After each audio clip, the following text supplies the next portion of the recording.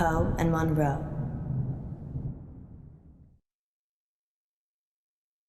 Maybe we should have a safe word. If you're worried, I'm worried I won't like it. then we should definitely have one. What do you think, Miss Baratsky? It's Madame. I'm sorry, Madame Baratsky. You must feel relaxed. So if a safe word would help, then yes. What should it be? Banana. Banana it is. Okay, banana, banana, banana. Sorry, I'm just practicing. Places, everyone. And we're live in 3, 2... Welcome back. As promised, listeners, we have a special treat for you tonight. Madame Baratsky is a past life regression therapist who claims to have helped hundreds of clients discover their previous selves, from ancient Egyptian concubines to Cold War spies. Welcome, Madame Baratsky. Thank you for having me. And of course, it wouldn't be our show without my better and more beautiful half. Say hello, Munro. Hello, Munro. Munro has bravely volunteered to be put to sleep by Madame Baratsky this evening. You make it sound like euthanasia. She's going to wake you up again. Aren't you? Of course. Remind me again why you couldn't do it, Poe? Dodgy knee. In just a moment, Madame Baratsky will put Munro into a trance. I prefer hypnotic state. Into a hypnotic state. And we'll ask her to describe what she sees. Later on, we'll be taking your calls. Have you lived before? Do you remember any past lives? Or is it all just a money-making racket? Let us know. Munro, Yes, Poe? are you ready to meet your past self? I was born ready. Let's hope you were reborn ready. Madame Baratsky, take it away.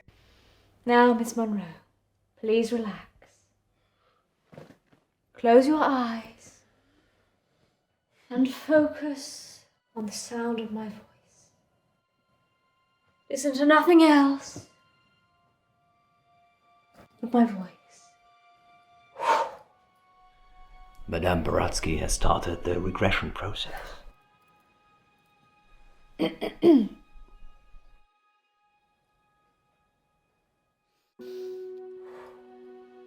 Focus on your arms. Feel how heavy they are. Feel them sink into the chair and pull you into the deep, deep dark. Let the darkness consume you.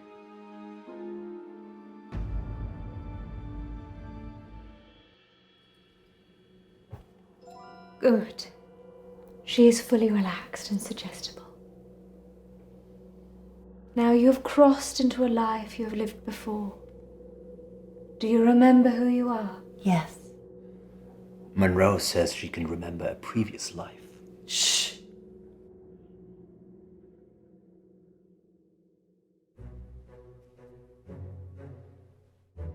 Do not rush. Let the world come to you. Let it reveal itself to you.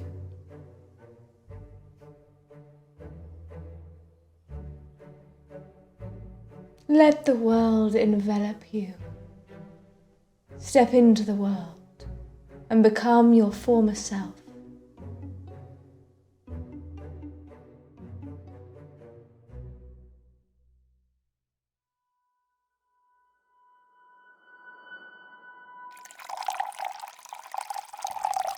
Now tell me what you see.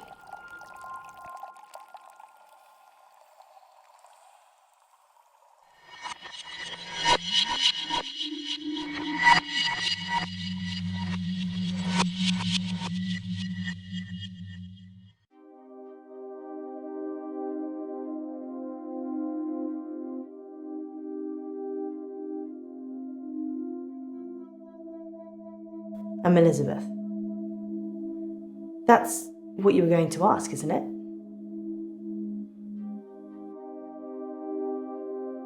Being right. It's a gift and a burden. Where's Dr. Decker?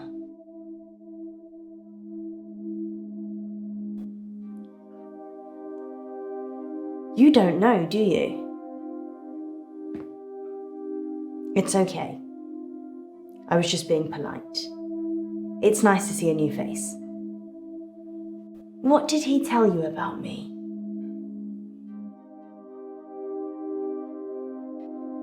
Ah, my drinking problem. Yes, that's my cover story. Actually, I probably do drink too much. Let's play a game, Doctor.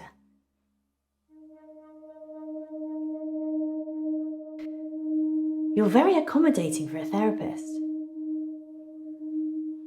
You think of something, and I'll get it.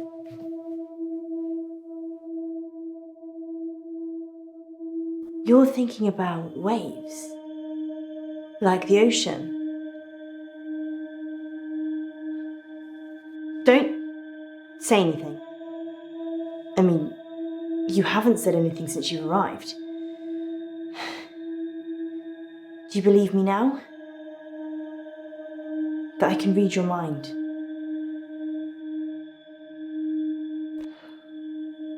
Don't say anything then. I'll keep doing my thing.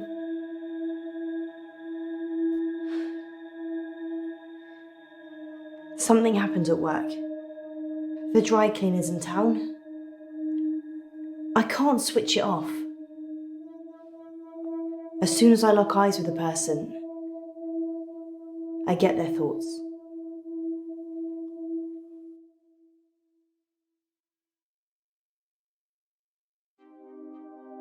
It's like tuning a radio. If I look at someone, I hear their thoughts.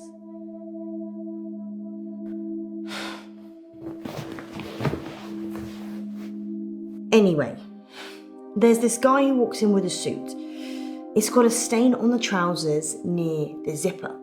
And all he's thinking when he drops them off is, Sharon can't pick these up, Sharon can't pick these up. So he starts screaming at me that he needs the hour service or he'll have me fired. So I call the manager. I guess Sharon, who he doesn't want to pick them up, is his wife or girlfriend? Either way, he clearly doesn't want her to see the stain. But Sharon is also the name of my manager. I call Sharon over anyway. Sharon! Sharon! This guy's face is a picture, but he's holding it together. Sharon comes over preoccupied. She's thinking about the washing machines. She is the manager, so she normally does that, but this time was different. She was thinking about Nisha, spinning away in one of them.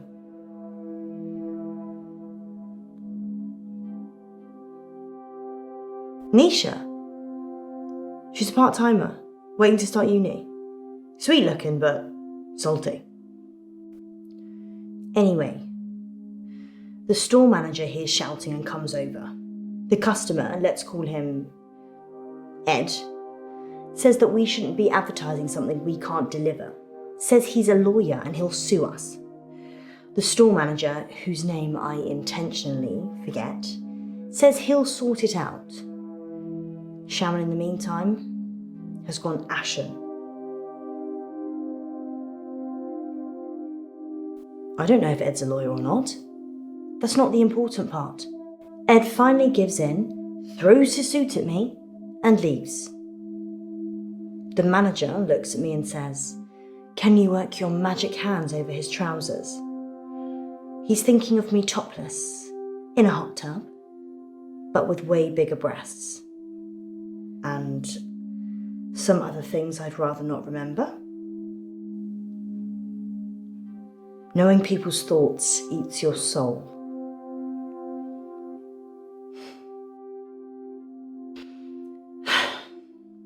Fine. I guess I painted the picture, you might as well think it. Thanks for letting me wear a bra though. They're still too big. Anyway, I take it round back to start working on it. And that's when I see her. Nisha. Like a ragdoll in a hurricane. Just spinning inside this big machine. Her face smashing against glass and metal. Blood pouring out of every opening. She's a mess.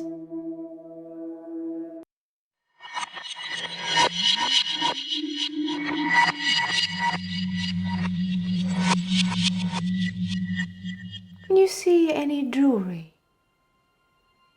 A ring, maybe? Yes. A ring. Good. I need you to get it for me. Do you understand? I understand. Well, this is fascinating, August. We'll be back with more of Munro's past life in just a moment. What's going on? I'm helping Ellis uncover her past. Why does she need to get this ring? Oh, it's just a technique I use. I think you should bring her back now. It would be dangerous at this point. Then do it at whatever point it won't be. Quiet. I'm trying to concentrate.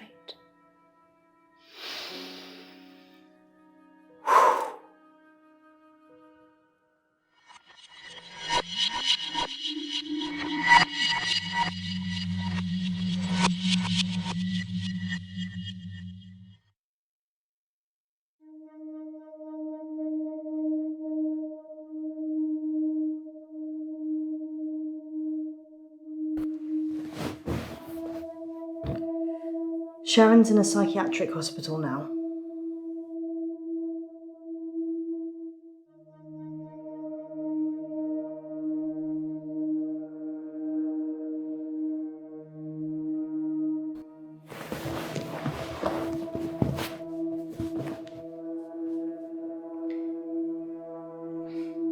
They closed down the store for a while so the real cleaners could come in. They got rid of all the blood. It wasn't just blood. Her skull had split open and was grating against the metal drum. Some of her teeth. Sorry, Doctor. What did you want to know?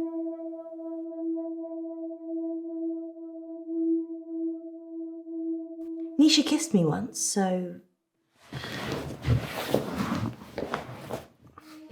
I slapped her.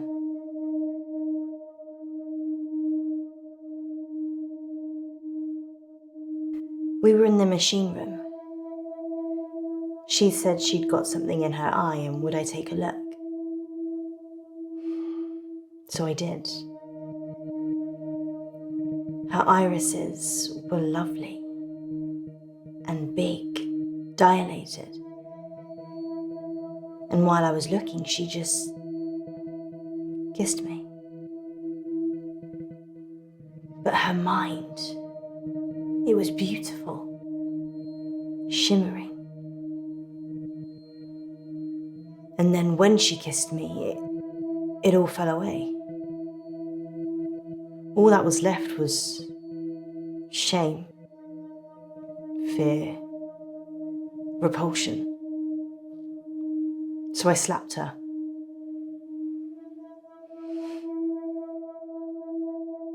What did Nisha think about? Nisha thought about Jared a lot. She hated him, but she also wanted to sleep with him at the same time. It's pretty common.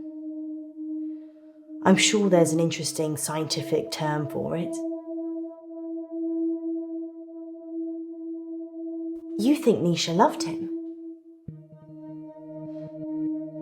I've read a lot of minds. I'm still not sure what love looks like. I saw Nisha's body in the machine. Her eyes were still open, crying blood. But I looked into them and there was peace. Nothing else. Just peace.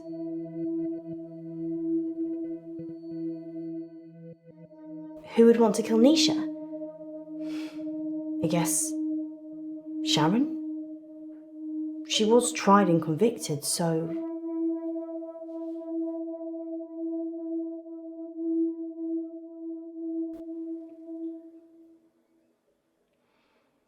They arrested Sharon for Nisha's murder. Sentenced to 18 years. One for each of Nisha's. Is that enough? Maybe murder should be punishable by death.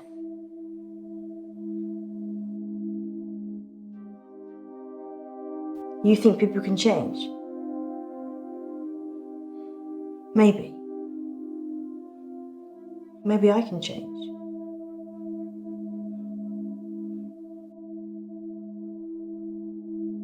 Sharon's fingerprints were all over the machines. And her husband was having sex with Nisha. That's all the jury needed. Nobody saw her do it though. She just didn't have a good enough lawyer. People with money get away with murder all the time though, don't they? Is there anything rich people can't buy? Nisha worked for Sharon as a housemaid. That's how she met the husband. It's so cliche. Nisha was desperate for money, and he was desperate for attention.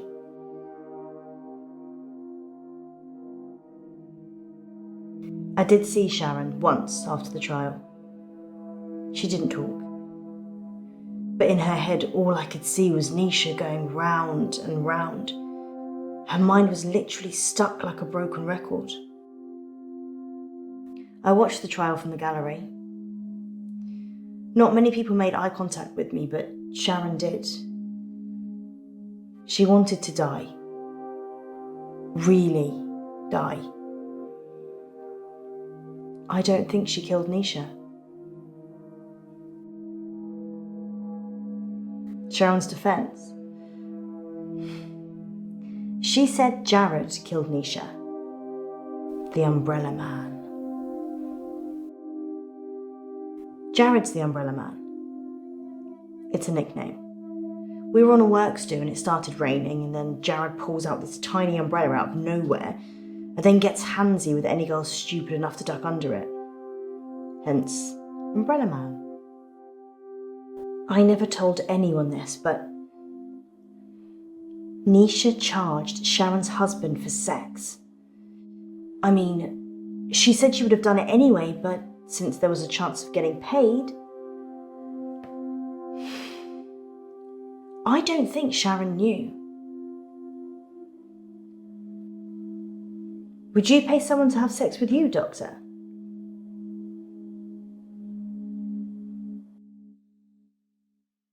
People pay people to have sex with them all the time. Just not with money. They do it expecting love, or opportunity, time, companionship, or orgasms.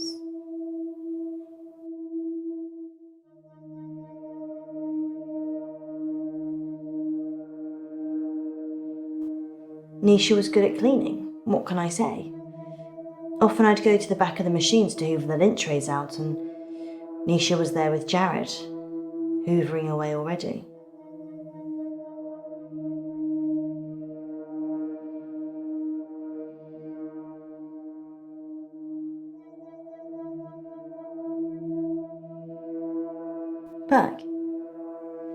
Perchloroethylene. It's what they use in dry cleaning machines. But Nisha didn't drown. The spin cycle broke her spinal cord, so she was paralysed for a few minutes while her face mashed into everything. Shock probably got her first. Sharon's fingerprints were the only ones on the machine. Actually, hers and Nisha's. The police thought she'd struggled against the machine trying to fight Sharon. Nobody heard anything though. Yeah, dry cleaning machines have huge locks. There's no way of shutting yourself in. You really have to get a friend to help. Or manager. Nisha was asking for it, wasn't she? I mean, if your partner's cheating on you, you murder their fling, right? Exactly. She'd have killed her husband for sure. Why start with Nisha? It doesn't make any sense.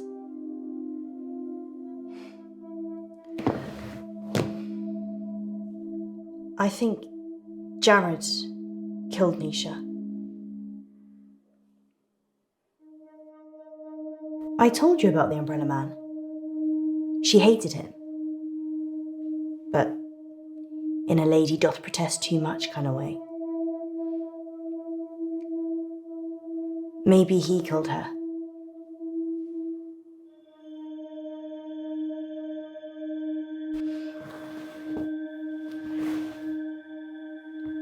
I'm allergic to nuts. Is this definitely normal milk? It's banana milk. Okay then.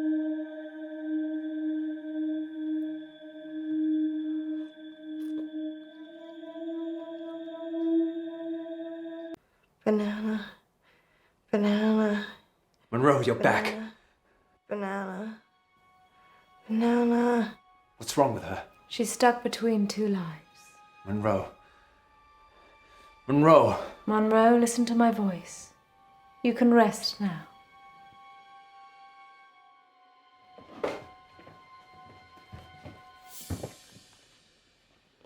You can go in after her.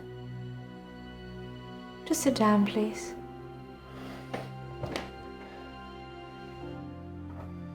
How can I go in after her? I'd have to get in her brain. I'm very good at what I do.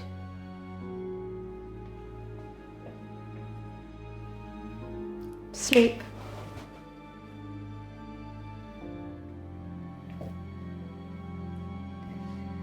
There's a good boy.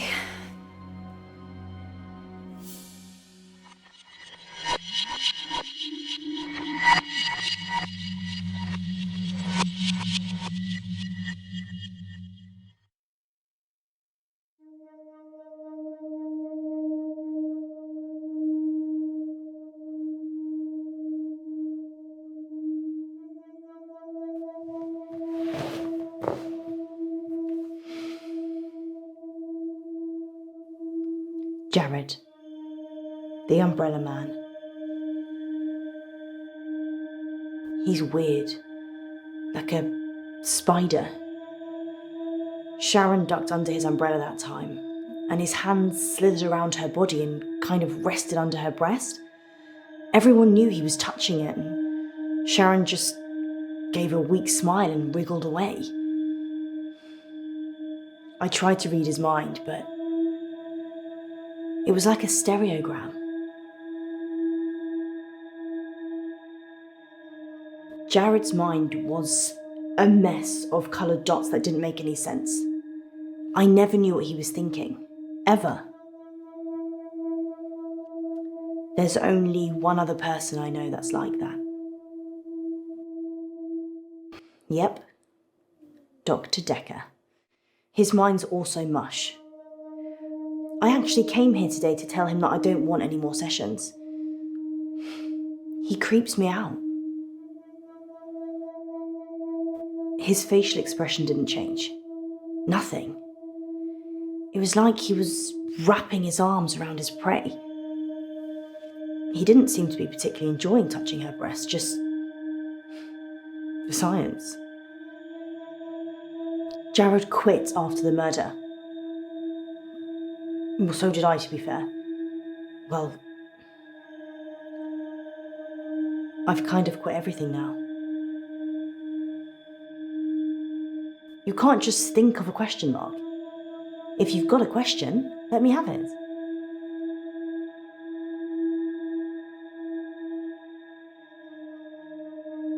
People get like this. flustered when I can read their minds. Cat. I agree. Cat.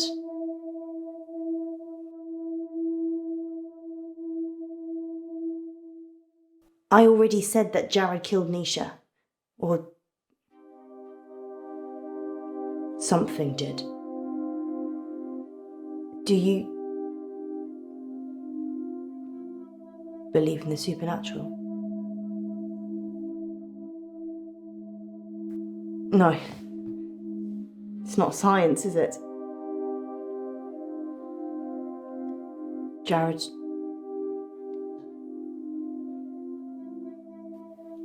killed Nisha.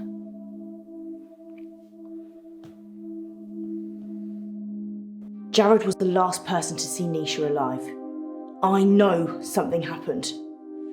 What's the point of having this gift, as Dr. Decker calls it, if you can't help people with it? It's a curse. Dr. Decker said that if I can imagine another world, I can move myself into it. Just dream myself away. Become someone else. Someone people love. Someone beautiful. Someone who isn't me. What do you think, Doctor? Can I just dream myself away?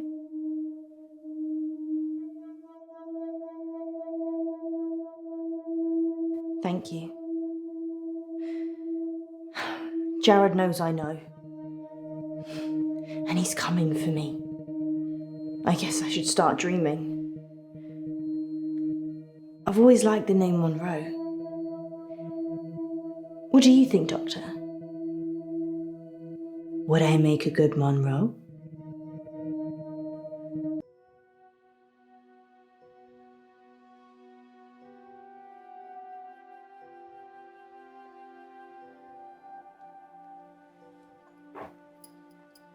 In an hour, you'll wake, as if from some deep sleep.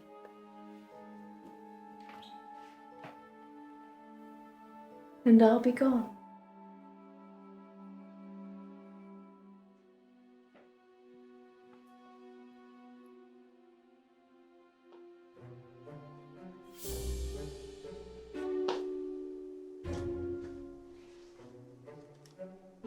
That should cover it.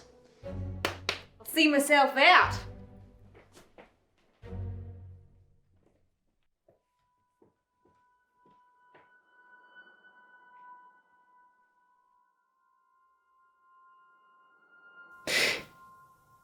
Dr. Decker.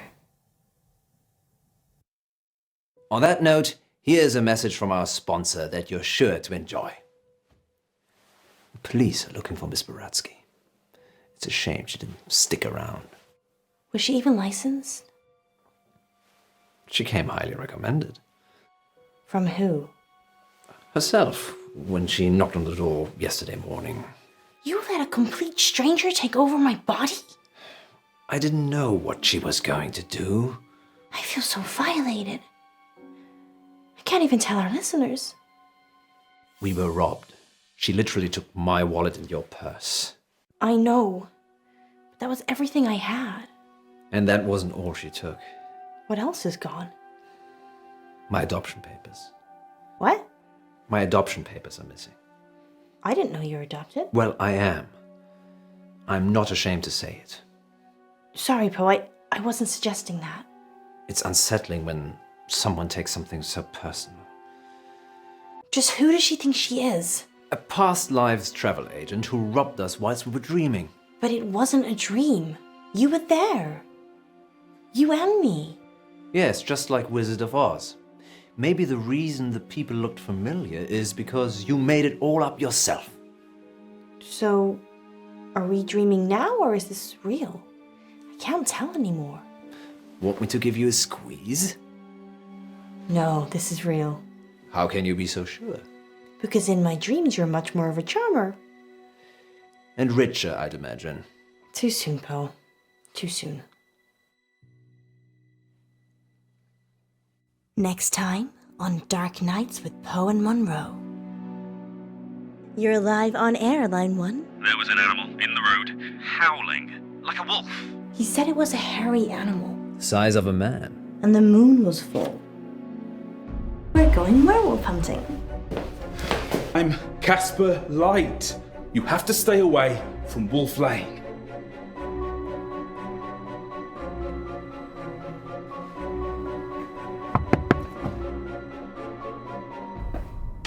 I'm sorry. You have no idea what's at stake. Dark Nights. With Poe and Munro.